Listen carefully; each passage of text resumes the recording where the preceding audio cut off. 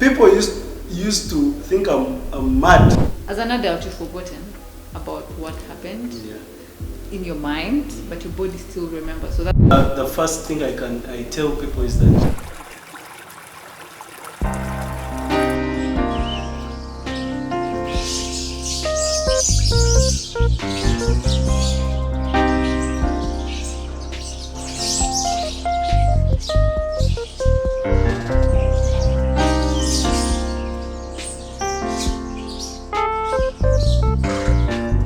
it breaks my heart to say this, but most families don't give a benefit of the doubt. On the mental health spectrum, any mental health problem that we can think about can be caused by the work.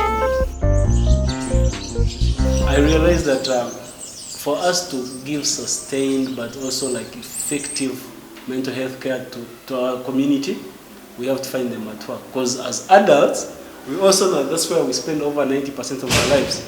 Okay? How many people do we know that retire in our community? The moment you leave school, you're working until you die.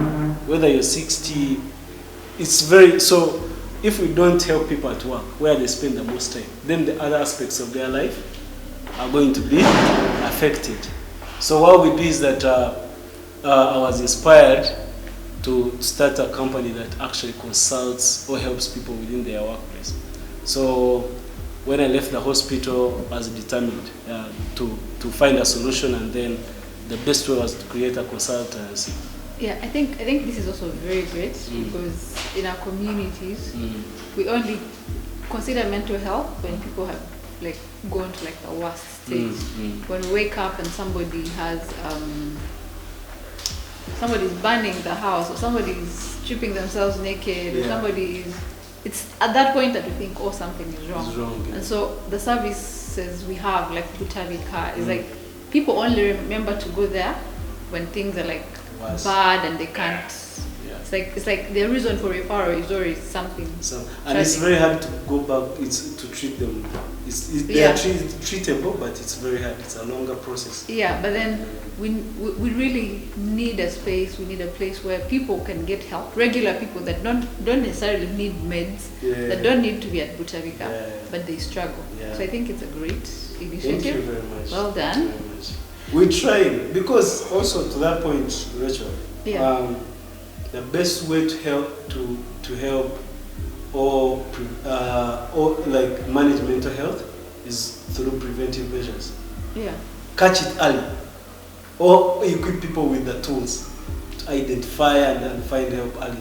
Like you said, by the time people come to ask for help, it's I don't want to say it's too late, but it's hard work for everyone involved.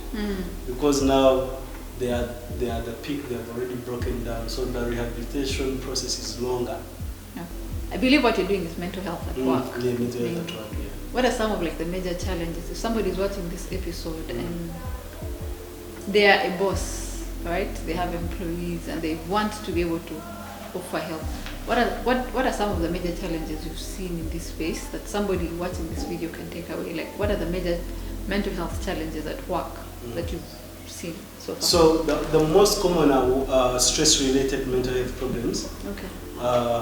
By that I mean the mental health problems that come from stress, work stress, absenteeism, low productivity, depressive episodes, anxiety, because now they have to deal with a tough boss and they are making mistakes. Those are the common mental health challenges, but there are also causes. Those are like the causes would be the workload, the long hours at work.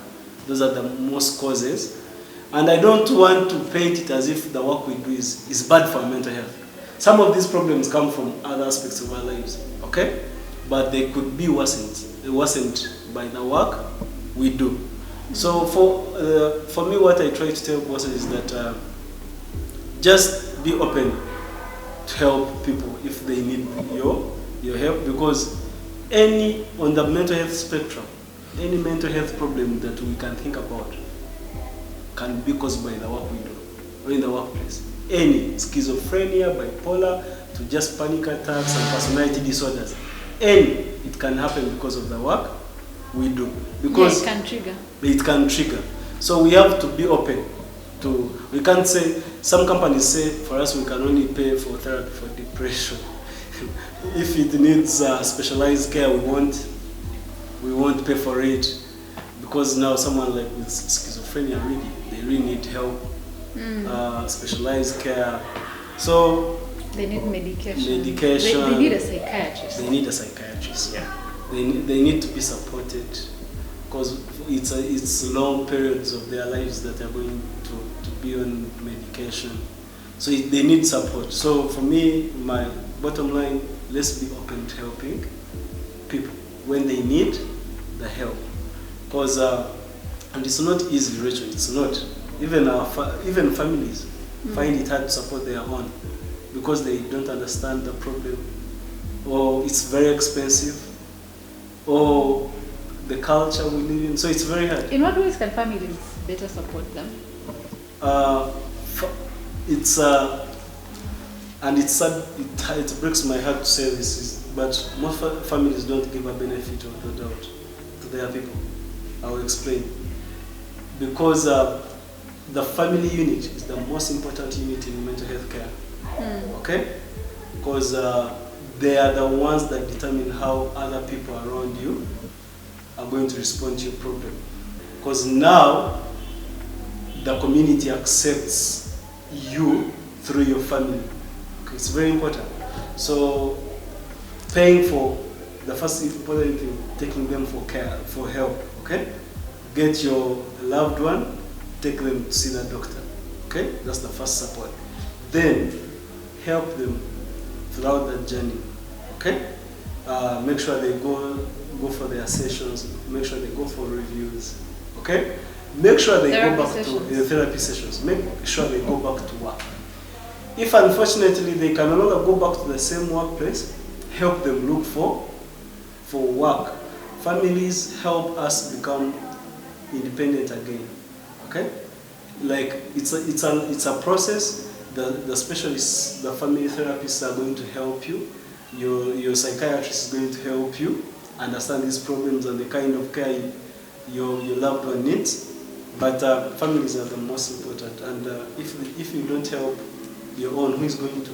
What are some of the solutions you've seen that have worked for people? Some of the people you've worked with. There are two. There are two solutions that I've seen work very well, and they have great results. The first one is the mental health education and training.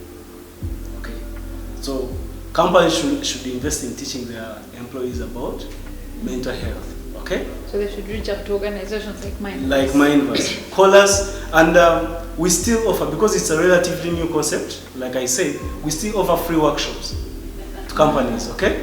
Okay. So invite us to your workplace. Make sure we access your teams. Give us time. We will teach you for free. How long do you do the workshops? So it depends on how much time you avail us. But we always do at least 3 free workshops, and they are like an hour or 2 hours long. Okay. Most times they are like engaging sessions. So we answer to questions most. So people learn through asking questions. So when they have questions, then you answer. Then we answer. That's the first solution. Please learn as much as you can about mental health. There's a lot of information. That's the first way you can help anyone, teaching them about. You said when people want to work with Mindverse, you give free services. Yeah. So you can give like for three. Three sessions, and then after they have to pay. They have to pay, of course. But we want, because you won't pay us if you don't know, if you don't know the service you need. So we first teach you about the service. Those are it's an introduction to mental health at work. Okay. So we provide you with the education, is the best way to help someone. But also the other solution is finding help, creating pathways for these people, referral pathways, where to find help, because people don't know where to find help, or they don't want to find help. And the biggest institution that provides the best help in Uganda is the most hated, Butalica. There's so much stigma. If people used to think I'm mad, quote unquote, like I'm mental health, because I work in Butalica. People they didn't want to deal with me because I work in the It's actually, some people take it as an insult. So you'll be in an argument and it's like, you don't belong here, you belong in Butarika. Imagine you're on a date, what do you do? And I tell them, I work in Butarika. I'm so certain that the second date is not going to happen. Actually, it's not even saying, I work in Butarika. If they're like, oh, why are you late? And you're like, I'm from Butarika. Who am I dealing with? If you say I'm from Butarika, or if you say I'm from Ruzira. I'm from Ruzira. Oh my goodness. My God. There's so much crazy. So the stigma. So the second solution is making sure you seek the help in the right place. Okay. So you connect them. We connect them. There are other professionals that have private care facilities in Entebbe, in Kampala, or other regions of the country, wherever you are. Yeah. Or there are people that help you. So to answer your question, education and referral pathways. I think a major problem that people have with mental health care is that it's very expensive. Personally, I do therapy. I go for therapy. People think you only go for therapy when you're like in a bad situation, but it's like very important. Yeah. But a big challenge with therapy for now is It's expensive. it's not affordable. And I don't want to. First of all, thank you for sharing with me that you got therapy, and please encourage as many people as you can to go talk to someone, okay? Professional, in a professional setting. Therapy is very important. It helps. It helps you see. I thought I was normal. Like I thought I am okay. Okay, of course I'm normal. I'm still normal. But I felt like I didn't think things from my childhood would affect me to this much. And when I went to the therapist and she was telling me, you had childhood trauma, you have PTSD, and I'm like, no, I don't, I'm okay. I'm the one that talks about mental health. And it took a while for me to sort of take that in. Okay, it didn't take a very long time because I had already suspected, but it was always maybe I'm over it. It's like when you have an awareness about something, it's like, let's say when you suspect you have COVID, then you begin to see everything COVID related. It's like psychological. So at first I thought maybe it's not, but yeah, so it's really important. There's so many things we take for granted, stuff we've gone through as children that really shape who we are now. We're full of anxiety. I didn't know what I had was like anxiety, it's like this adult passes. Let's say as a child you had this, let's say an auntie or an uncle who used to say beat you, or who was, but then as an adult you're in class and somebody passes and they have like perfume that smells like that, then your heart starts pumping. Where's that perfume coming from? It's like, it reminds you. There's a book called The Body Keeps the Score that I read. It's like, as an adult you've forgotten about what happened in your mind, but your body still remembers. So that's why you will smell, scents will remind you of something. You'll see a house that looks like your childhood house and it will remind you. Somebody that looks like the people that were sexually assaulted. And it's like, there's so many things. I feel like ever since I had that session and started reading about trauma, it's like, I feel like we're all traumatized. Everyone, because let me tell you, trauma comes from experiences, and life is an experience. So, and every experience has an impact on our life, whether we know it or we don't. Like the things we remember without going to therapy. The things we remember about our childhood are the most memorable. They are always the good things or the worst things, but some of the most important things that happen that influence us are the in between, the two extremes. So sometimes we don't remember until we need someone to help us through that process. Or until there's like a trigger. Yeah, a trigger or something. So it's very important to go for therapy, to talk to someone to help the process of self-awareness, maybe. But mental health services are very expensive. I won't lie, they are. But so is not doing anything about not doing anything, but also other health challenges. If you need if you God forbid, if someone gets an accident and maybe they need brain surgery, or if someone any form of surgery, any form, people can fundraise for cancer, for some form of surgery, but they will never fundraise for mental health. You get it? So we can, and not every mental health service is expensive. That's why things like Butaka need to be embraced. Because Butarika provides care that is subsidized. It's a government what? Hospital. Government facility. You understand?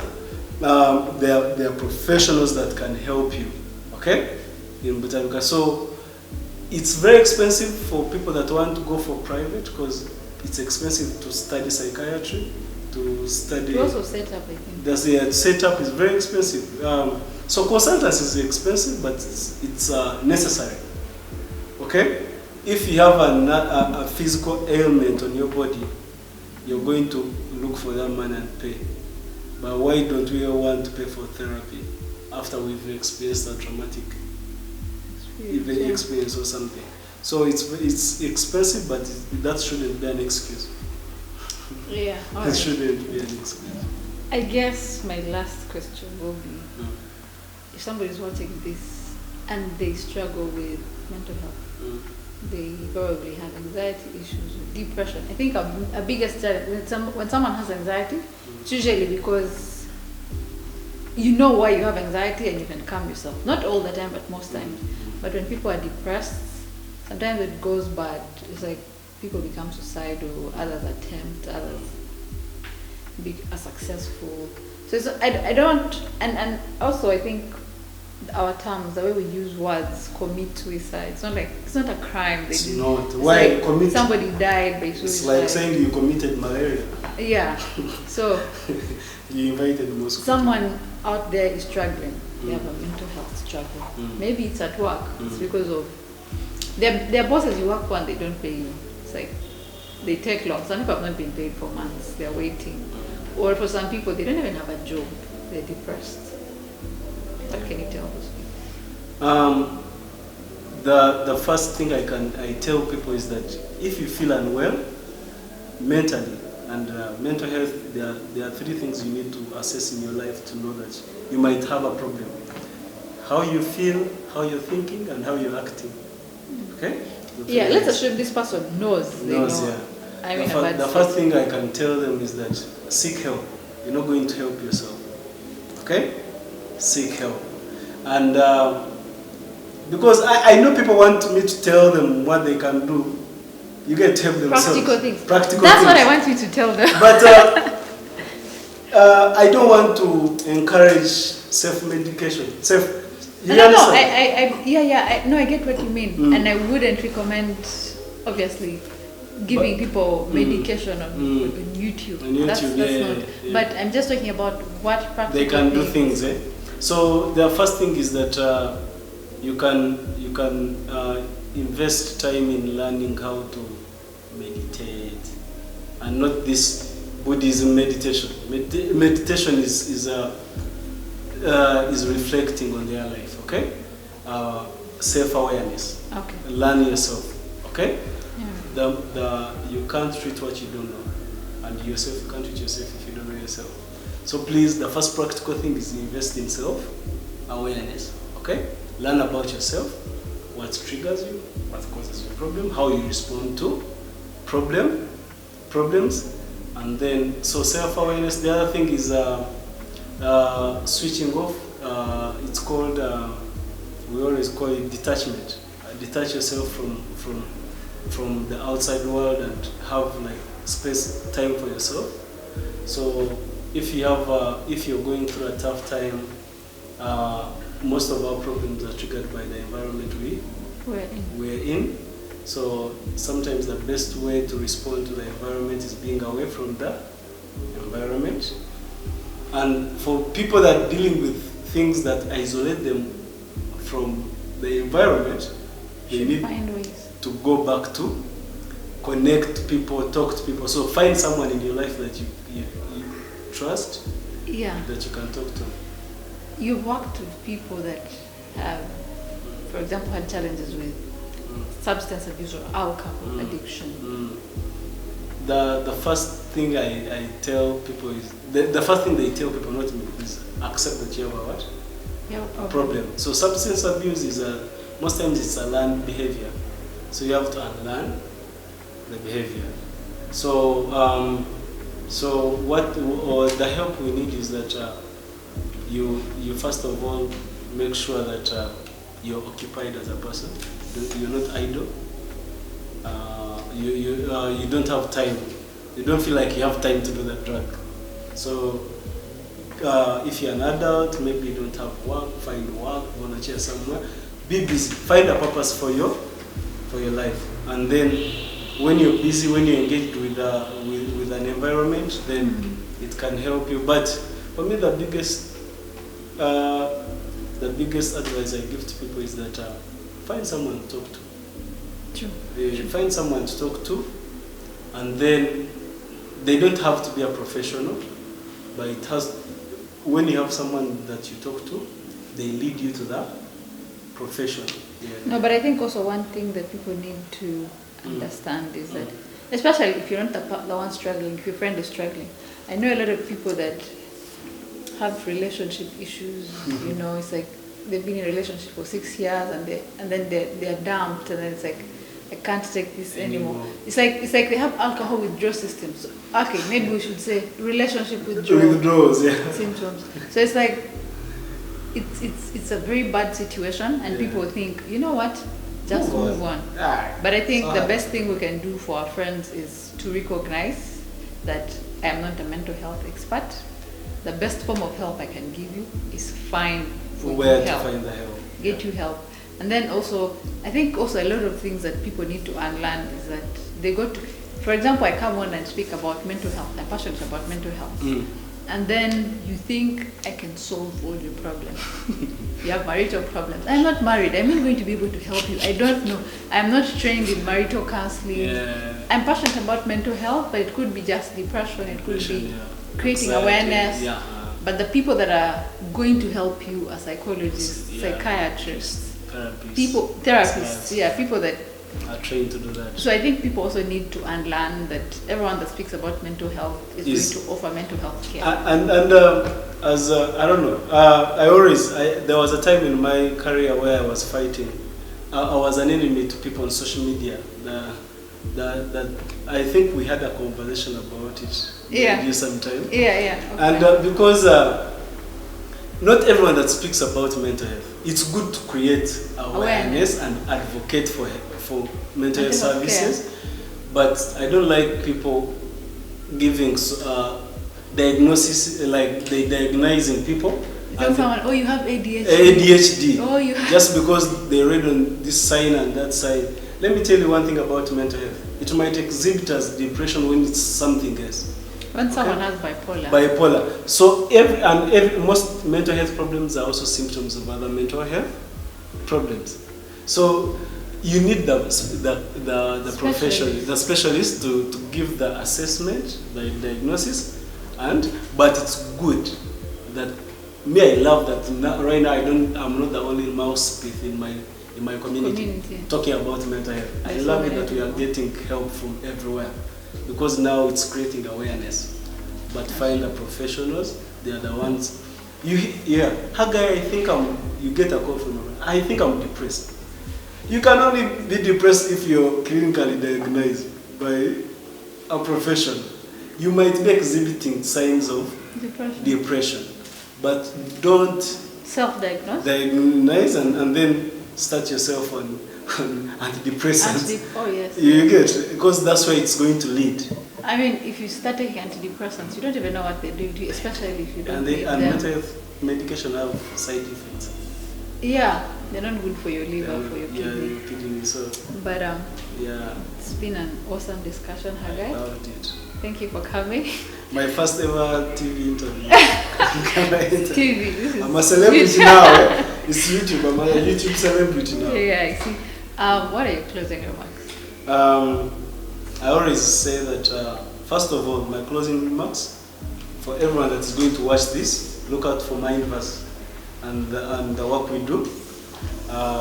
Also, I'm happy that we're having platforms like this that are actually creating mental health awareness. So I applaud you, I applaud your team. People should subscribe. Yeah, please guys, subscribe to entertainment channels, but also such channels are very important for the information that you guys provide. So that I have to really commend you and other platforms that are doing the same. Also, for everyone out there, invest in learning and educating yourself about mental health. The more we know about the problem, the better it's the easier for us to manage and find help. So learn as much as you can about mental health, and then when you do, then that's where you won't need me, or you will need me to help you more, or other people like me in my field. So the more you know, the better for the community. And thank you again for creating this awareness and making me a celebrity. You're already a celebrity. Yeah, thank you for the work you've done. That's it for today, guys. Thank you so much for watching. Thank you so much for watching this episode. Subscribe if you have not yet subscribed. Share this widely and take care of your mental health, because nobody else will. Be your brother's keepers, and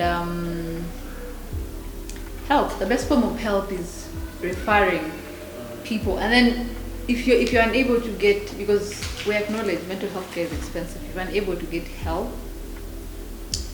do things like yoga, meditation, exercise, go for a walk, speak to people, journal, write down your feelings. Sometimes some of the things you're writing are dangerous, so and you're afraid people might find them, so you can write and burn those letters. Write a letter and then burn them. The whole point is for you to be able to vent and find and let out those things, because what happens to a Coca-Cola bottle when you shake it and it's still covered, it will burst. But if you let out the pressure,